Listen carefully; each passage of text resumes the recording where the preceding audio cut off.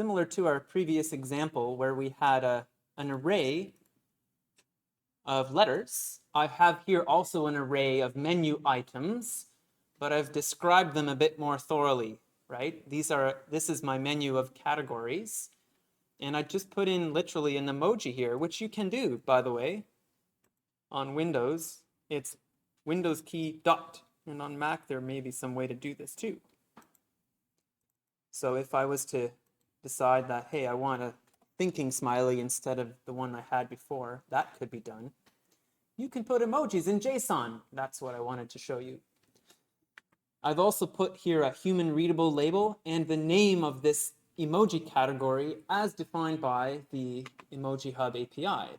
Okay, the one I'm using in this case to generate random emojis that fit in each of these categories. So the work, if you will, of categorizing those is what I'm outsourcing here. I could very well categorize them myself, but why bother? These people did the work for me. And so the API fills that use case of giving me a nice structure. My contribution here is just to make it more navigable.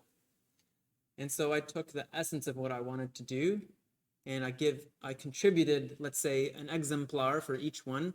This is my favorite representative of this category, let's say. I could probably find a better one for food than a pizza slice, but I've just chosen one as an exemplar. And just like we did with cocktails, we loop through each element in the array. In this case, we loop through each of these categories, if you will, and we construct a menu from them. So that part here is not really new. I'm activating in the same way that menu with an event listener so that when I click on one of those items, we are getting a random emoji. Yeah, so I'm just tying that menu item to some action here.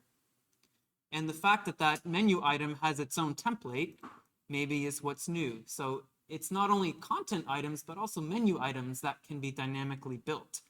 And here each menu item indeed has two spans that define it. Here they are, emoji and label, right? Picture on top, words on the bottom. So we're not limited to templating for the rest of the page content, but we can use a template for the menu items as well. And in every other respect, this is similar to our simpler menu from before.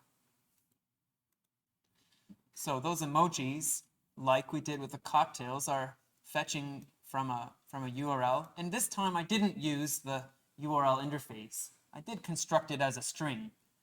And so here I'm just plugging that category into my EmojiHub endpoint as documented on the EmojiHub website.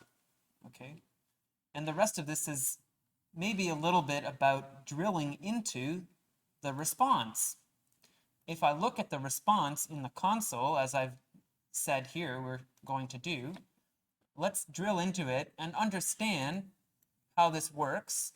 When I click objects, I see a random object. But how is that object structured? It's a JSON object with inside of it an HTML code property, but it's an array, square brackets. So to get this emoji, I have to address it correctly. It's the first, or rather 0th element of the array.